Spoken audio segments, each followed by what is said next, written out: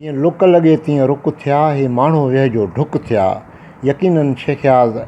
इन क़िस्म जा ख़्याल अहिड़नि अज़ीम इंसाननि लाइ कया हूंदा। फैज़ अली कटोहर हुयो ऐं उन सां गॾु ही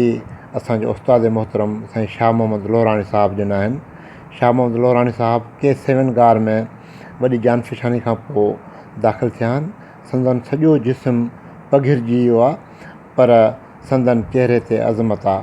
संदन हौसला बुलंद आहिनि। ही ॻोठाणा उतां जा मरी आहिनि जेके मज़दूरी कंदा आहिनि, जेके पथर टुकींदा आहिनि ऐं उते आस पास में रहंदा आहिनि। ऐं हीअ असांजो खावड़ी दोस्त फिल्म मेकर ऐं तमामु वॾो फोटोग्राफर एंड पंहिंजो ब्लॉगर साईं शाहनवाज़ चाचड़ साहिबु आहे, जंहिंखे पंहिंजी DSLR तो हिते हर को ड्राड़ हणंदो आहे। असांजी सिंध अमड़ अज़ीम आहे, क़दीम आहे, दुनिया जी तहज़ीब हितां खां फुटी निकिती आहे। पर जॾहिं खां उन वराए सुवालु पुछिबो आहे त प्यारा ॾे ख़बर सिंध कीअं अज़ीम आहे, उनजो अव्हां वटि कहिड़ो सबूत आहे, त अक्सर दोस्त क्याड़ी खणणु शुरू करे ॾींदा आहिनि। असांजी क़ौम वारनि वटि सखणी दवाऊं आहिनि। असां कख भञी ॿीणूं करण जेतिरो बि जोखम खणण वारनि मां न आहियूं। दोस्तो, हिंदुस्तान में हिकु लग्ज़री महाराजा रेल हलंदी आहे। इहा रेल जेका दुनिया जी सभ खां महांगी रेल आहे, जंहिंमें 7 स्टार होटलूं समूरी सहूलियतूं मौजूदु आहिनि। इहा रेल 8 ॾींहं पंहिंजे मुसाफ़िरनि खे सॼो राजस्थान घुमाए फिराए खेनि पुराणी तहज़ीब ऐं सक़ाफ़त सां वाॻियल माॻ मकान, माण्हू, जीत जणिया, मंदर, मूसीक़ी खां लुत्फ़ अंदोज़ कराए वापसि ईंदी आहे। दुनिया जा मुल्क पंहिंजनि मुल्कनि अंदरि कीअं सियाहत खे वधाइनि था ऐं दुनिया जा करोड़पति सैलानियुनि खे पाण लाइ छिके करोड़नि रुपया कमाई कनि था। ॿिए पासे असां निधड़का आहियूं त असांखां तारीख़ी माॻ संभालियो कोन था थियनि। पंहिंजे देश में जंहिंखे ॾिसो कूड़े भरियूं भरे पियो ड्राड़ हणंदो। असां कख भञी ॿीणो करण जेतिरो जोखम खणण वारनि मां न आहियूं। ईअं न आहे त हिते की दुनिया जे सैलानियुनि जी कशिश या माॻ मकान न आहिनि। इहे धरती उन सिलसिले में मालामाल आहे। असांजे पास अणॻणियूं ख़ूबसूरतियूं टिड़ियूं पखड़ियूं पियूं आहिनि। उन्हनि ताईं रसाई करण लाइ थोरी हिमत घुरिजे, पर आप परे छो वञो। पाण वटि रोहड़ी जूं टकिरियूं आहिनि जेके अरबे साल अॻु समुंड मां निकितियूं हुयूं, जिन में ज़िलज़िलनि लावनि करे जेके जीव हुया इहे पंड पाण थी विया हुआ। उन्हनि जा हॾा हाणे पथर वांगुरु आहिनि, पर संदन शिकिलनि खे ॾिसी को बि माण्हू अंदाज़ो करे सघे थो त इहे के आम पथर न आहिनि। हीअ त उहे पथर आहिनि जेके अरबे सालनि जी तारीख़ पिया बयानु कनि। बसि उन्हनि जी ॿोलीअ खे सम्झण जी ज़रूरत आहे। रोहड़ी जे पहाड़ियुनि खे फासिल्स जी जन्नत चई सघिजे थो। अहिड़ा फासिल्स जिन जे कढ दुनिया जे आसारी क़दीमा जा माहिर चरिया आहिनि ऐं असां उन्हनि क़ीमती फासिल्स खे हथोड़नि सां टोड़े तबाह पिया करियूं। ॿी ॻाल्हि त हितां खां इंसान ज़ात तहज़ीब जो सफ़र शुरू कयो हो। उन ॻाल्हि जा चिटा पिटा सबूत अॼु बि कंहिं न कंहिं नमूने पसी सघिजनि था। असांजे हिन जाबलू सिलसिले में कई अजब जहिड़ियूं जायूं आहिनि। असांजे सैलानी ग्रुप रोहड़ी जे टकिरनि में ससी वांगुरु झरझंग झाॻियो आहे। असां टकिरनि मां निकिरंदड़ बरसाती नालनि ऐं नयनि जे पेट में 20-20 किलोमीटर पंधु कयो आहे। असांजे ग्रुप सिधियुनि उभियुनि टकिरनि ते चढ़ी उते पंहिंजी कामयाबीअ जा झंडा खोड़िया आहिनि। हिते टन जे हिसाब सां फासिल्स पेलियोलिथिक दौर जे इंसाननि पारां जुड़ियल औज़ार टिड़िया पखिड़िया पिया आहिनि। असां तारीख़ खां अॻु जे दौर जे इंसाननि जूं रिहाइशगाहूं बि ॻोल्हे हथु कयूं आहिनि। असांखे ख़बर आहे त असांजे हिननि अरबे सालनि जी उमिरि वारनि अज़ीम टकिरनि में किथे किथे ऐं कहिड़ा कहिड़ा वण ॿूटा, गाह, जीत जणिया जानवर ऐं पखी आहिनि। गुज़िरियल हफ़्ते असांजे सैलानी टोले K7 अज़ीम गार ॻोल्हे हथु कयो हो। हिकु अहिड़ो गार जंहिंजो नज़ीर सिंध में घटि मिलंदो। डिघो, वेकिरो, हवादार, महफ़ूज़, ख़ूबसूरत। अंदरि घिरण खां पोइ माण्हू महसूसु कंदो त जहिड़ो कर कंहिं वॾे कोट किले या महलात में अची पहुतो आहियां। ऐं उन गार जा जेके निशान आहिनि ऐं उन जेकी तस्वीरूं आहिनि उहे तव्हां हिते बि हिन वीडियोज़ में ॾिसो था पिया ऐं अॻिते हली करे तव्हांखे ॾेखारींदासीं। पर उन खां अॻु में अचो त साईं लोहराणी साहिब जा ख़्यालात मालूम कयूं। शाह मोहम्मद लोहराणी साहिबु असांजे तमामु खावड़ी, असांजे उस्ताद, असांजे मेंटर ऐं असांजे हिन समूरी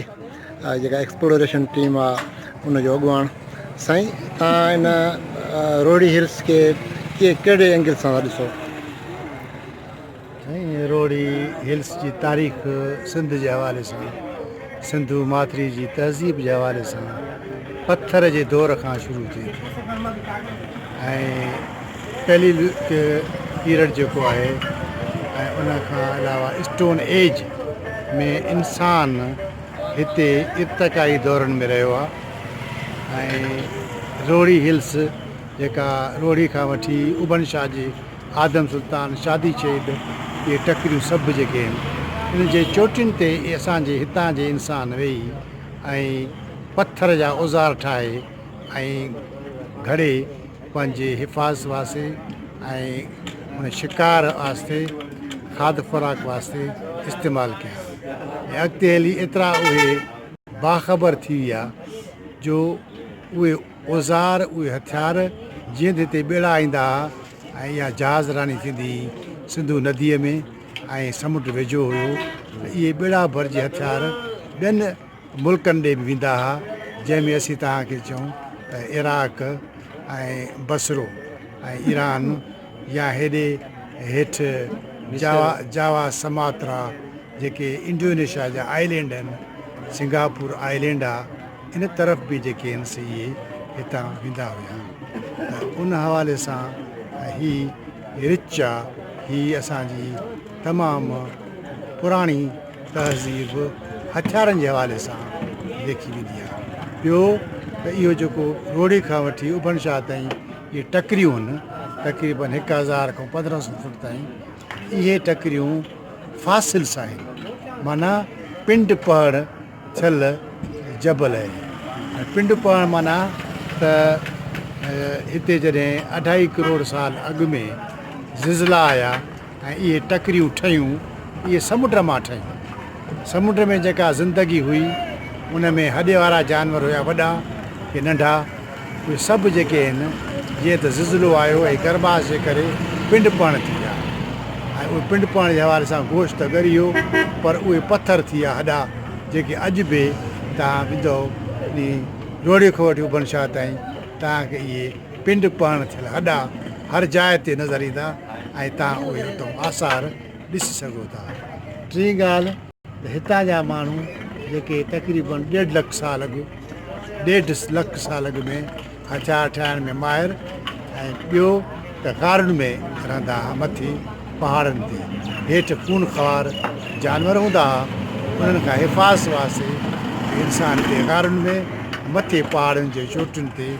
ऐं शेल्टर में जेके इहा असांजी हिन रोड़ी उभन शाह आदम सुल्तान शादी शहीद टकरियुनि जी पुराणी कहाणी आहे जंहिंखे असीं चई सघूं था त 1.5 लख साल अॻु में हिते इंसान घणो माहिर हुयो पत्थर जे औज़ार ठाहिण सही सही फैज़ली अॻे दफ़े पाण हिते जीअं साईं ॻाल्हि कई त 1.5 लख साल अॻु में हिते इंसान जेके आहिनि से उहे गारनि में रहंदा हुआ ऐं हिकिड़ो गार पाण बि डिस्कवर कयो 7K जे नाले असां नालो ॾिनोसीं 7K सो अॼु वरी उनखे पाण एक्सप्लोर करणु हलूं था पिया उन जी पिक्चराइज़ेशन कंदासीं उहो तव्हांखे कीअं लॻो नई डिस्कवरी जेतिरो असीं हिन पहाड़ में रुलिया आहियूं हलिया आहियूं त हिकु त उन में मज़ार टाइप ऐं उनजे चौधारी वारी जेका रिहाइशी शयूं रखणी जेके शयूं ऐं खाना हुआ त उहो इंसानी रिहाइशी लॻे पियो ऐं उहा गार जेका आहे तमामु वॾी 1 किलोमीटर जे अंदरि ई ऐं जेके आसार असांखे मिलिया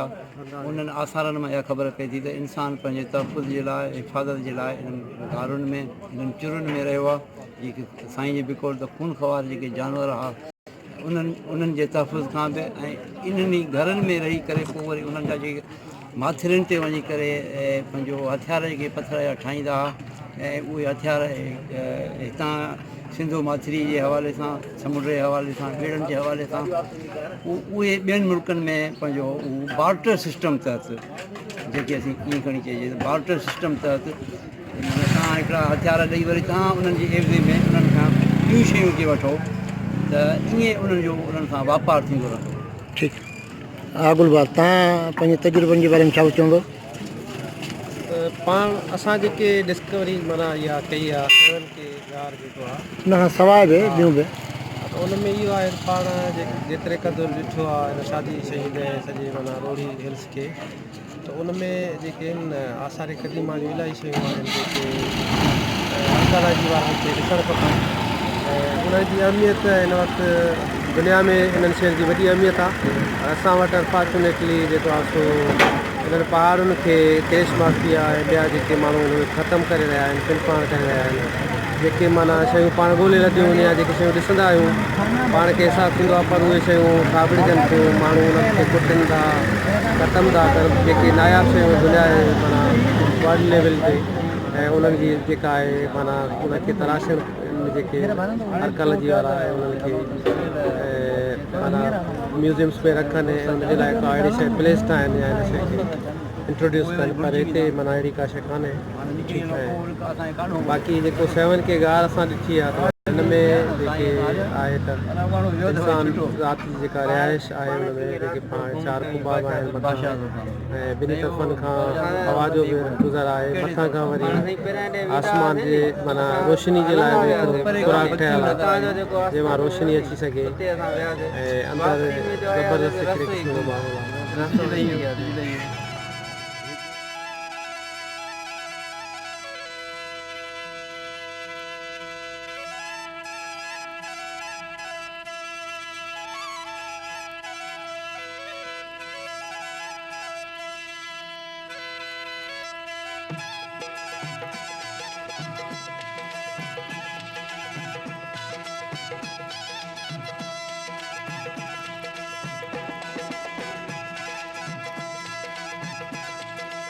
अर्चना सेठली हाँ सेठली भाई ओह सेठली शेराना जाला जाला हेलो भाई वाला चल निकले ना तो एक जगह चल एक रास्ता है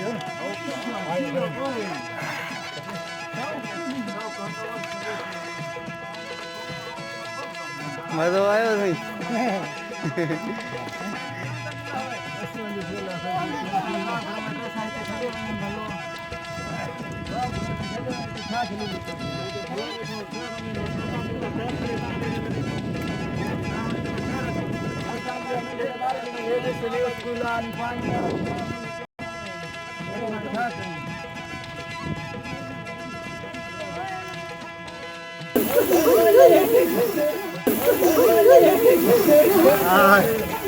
साईं सचो अखियूं कढंदा छोकिरा अचनि हा तंग नथा कयो बसि रोशनी पासो वठो यार रस्तो वठी ॾींदा हल सेठ हलो हेठि हलो हेठि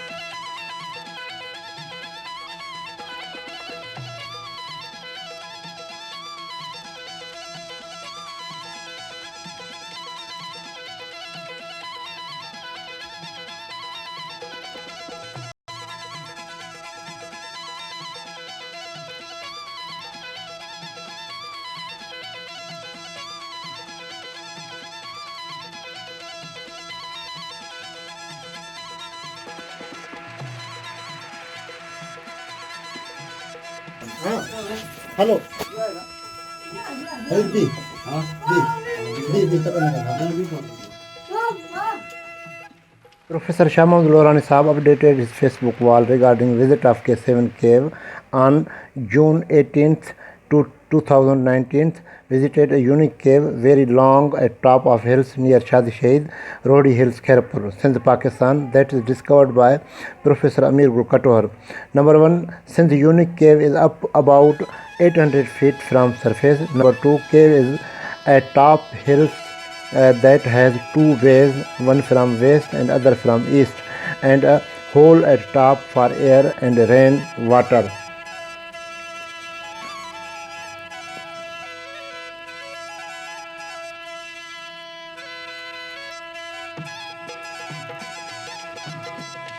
The cave is about 300 meter long.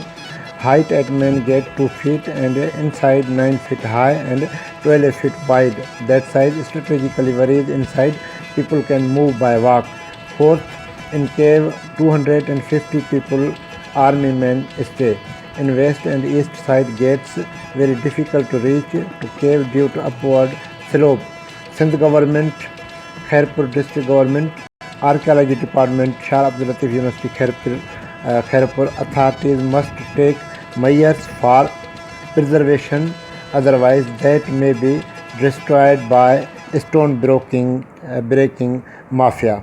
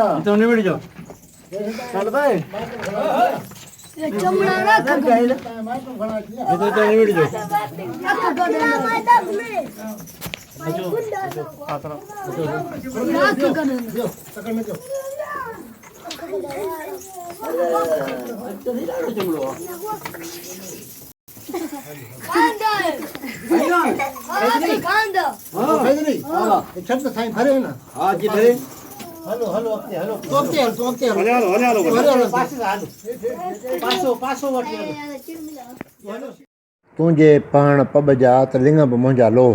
भले गर्मी हुजे भले झूला लॻनि भले ॾुखियाऊं हुजनि जाबलू चढ़ाइनि ते सहकी पवंदड़ साह हुजनि भले रस्ते जे कंडनि लॻण करे पेर पिथूं थियनि भले रस्ते जे उन्हनि खॾनि खूबनि में गाॾियूं फासी पवनि भले को तवजो ॾिए या न ॾिए भले को चरियो या दीवानू चए असां सिंध धरती जे सूंहं सोभिया खे ॻोल्हींदा रहंदासीं का बि रुकावट का बि ॾुखियाई असांजो रस्तो रोके नथी सघे असां मुतालबो था करियूं पिया ख़ैरपुर ज़िले हुकूमत खां सकाफ़त सियाहत खाते सिंध खां ऐं शाह लतीफ़ यूनिवर्सिटी जे शोबे आसार क़दीमा वारनि खां त उहे हिन सिलसिले में तकिड़ो तहरुक वठनि ऐं हिन अज़ीम गार K7 जी हिफ़ाज़त जो को जोॻो बंदोबस्तु कनि उन गार ताईं रोड जोड़ाइनि गार जे टकिरनि हेठां पाणी जो तलाउ जोड़ाइनि ऐं गार खे मशहूरु करण जे लाइ माहिर फिल्म प्रोड्यूसर जूं ख़िदमतूं हासिलु कई वञनि गार जे दामन में लखें वणनि जी हिफ़ाज़त लाइ ॿेले खाते वारा तहरुक वठनि काश को ईअं बि करे त सिंध मां सैलानियुनि जा काफ़िला उतरनि इलाइक़नि में वञनि था यकीन करियो न सिर्फ़ु सिंध पर पूरे पाकिस्तान जा सैलानी हिन तरफ़ रुख़ कंदा